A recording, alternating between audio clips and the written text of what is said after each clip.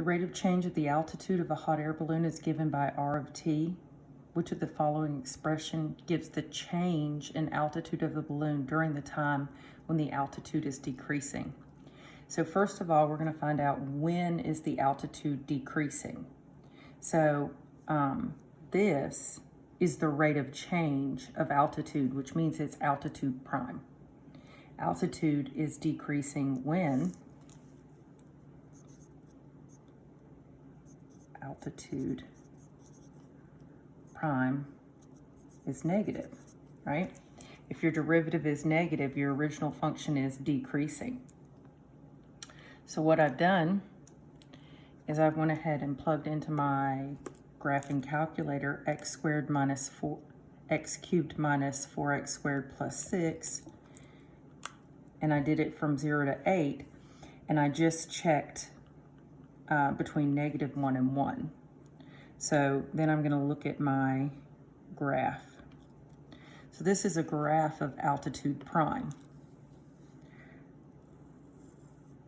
So when is altitude prime negative?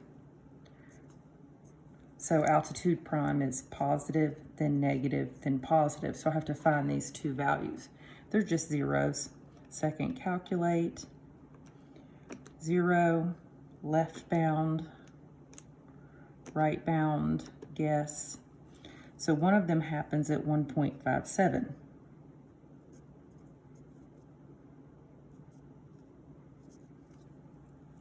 So 1.57 means that my answer cannot be this one, cannot be this one, and cannot be this one.